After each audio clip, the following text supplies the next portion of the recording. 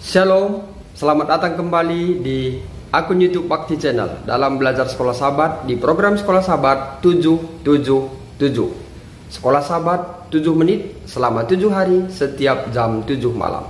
Judul buku satu kuartal ini adalah Kebenaran Zaman Ini dalam Kitab Ulangan. Kita telah tiba di pelajaran ke-8 dengan judul Pilihlah Kehidupan.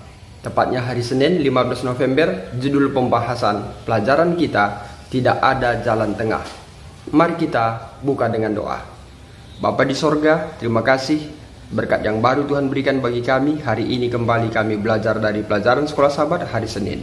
Berikan kami kuasa Roh Kudus Tuhan untuk dapat memahaminya, serta membawa hidup kami untuk lebih dekat bagi Tuhan. Kami manusia berdosa, penuh dengan pelanggaran dan kesalahan. Ampunkan kami dari setiap kesalahan kami. Berkati semua pemirsa, berkat Tuhan menjadi bagian mereka. Dalam anak-Mu Yesus kami berdoa dan mengucap syukur. Amin. Kutipan Sekolah Sahabat hari ini mengatakan demikian. Di sepanjang Alkitab, kepada kita dihadapkan satu di antara dua pilihan. Dua pilihan selalu dihadapkan kepada kita. Bacalah ayat-ayat berikut ini. Dua opsi apa atau dua pilihan apa yang dinyatakan baik secara terbuka ataupun tersirat yang ada dalam ayat-ayat ini, dan bagaimana dua opsi ini disampaikan?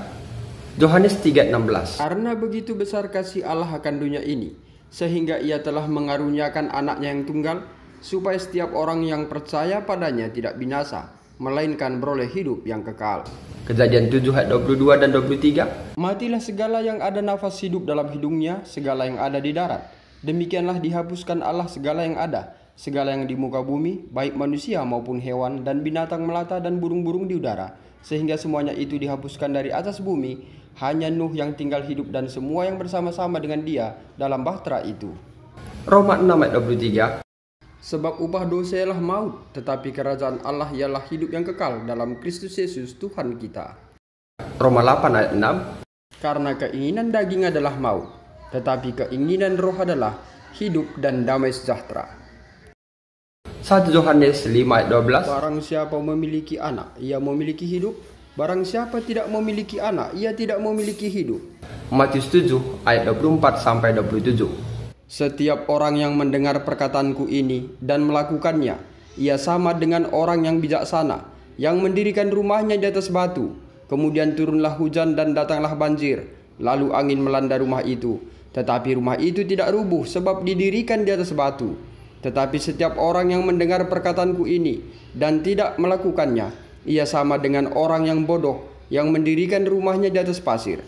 Kemudian turunlah hujan dan datanglah banjir, lalu angin melanda rumah itu, sehingga rubuhlah rumah itu dan hebatlah kerusakannya. Pada waktu terakhir, tidak ada jalan tengah bagi kita sebagai manusia. Sebelum pertentangan besar itu benar-benar berakhir, dosa, setan, kejahatan, ketidakmenurutan, dan pemberontakan akan diberantas. Setelah itu, terjadi masing-masing kita secara individu akan mendapatkan hidup. Apakah hidup kekal? Yaitu yang Allah rencanakan sejak awal sebelum penciptaan dunia ini supaya kita miliki. Atau kita akan menghadapi kematian kekal, yaitu hukuman kebinasaan selama-lamanya. Jauhkan dari hadirat Tuhan dan dari kemuliaan kekuatannya. 2 Tesalonika 1 ayat 9. Alkitab tampaknya tidak memberikan kepada kita pilihan-pilihan lain, hanya dua ini. Nasib apa yang akan terjadi bagi kita? Jawaban itu pada akhirnya bergantung pada diri kita sendiri. Kita memiliki pilihan-pilihan tersebut di hadapan kita, hidup atau mati.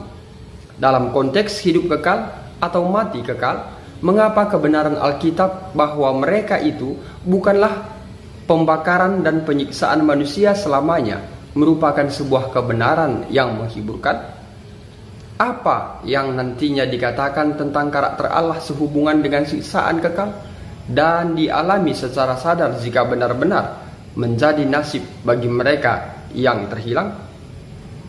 Bapak Ibu Saudaraku, dalam nama Tuhan Yesus, demikianlah kutipan Sekolah Sahabat di pelajaran hari Senin. Semoga pelajaran Sekolah Sahabat hari ini akan kembali memberikan satu kekuatan iman bagi kita dalam menantikan kedatangan Yesus yang tidak lama lagi. Mari kita tutup dengan doa. Bapa di sorga, terima kasih oleh karena berkat yang Tuhan telah berikan bagi kami dapat belajar dari pelajaran sekolah Sabat di pelajaran yang ke-8 tepatnya pada hari Senin. Kiranya apa yang telah kami pelajari akan memberikan satu semangat baru dalam hidup kami untuk memilih Yesus sebagai Tuhan dan Juru Selamat kami agar kami memperoleh kehidupan. Bapa, terpujilah namamu dan ampunkan kami dari setiap kesalahan kami. Berkat Tuhan selalu menjadi bahagian umat-umat Tuhan, terkhusus pemirsa Bakti Channel. Berkat Tuhan, rancangan damai sejahtera Tuhan berikan bagi mereka masing-masing. Dalam nama Yesus kami berdoa dan mengucap syukur. Amin. Saudara dan saudariku dalam nama Tuhan Yesus, demikian pelajaran sekolah Sabat di hari ini. Saya Pendeta Resta Karo-Karo pamit undur diri dan akhir kata saya sampaikan Tuhan Yesus memberkati.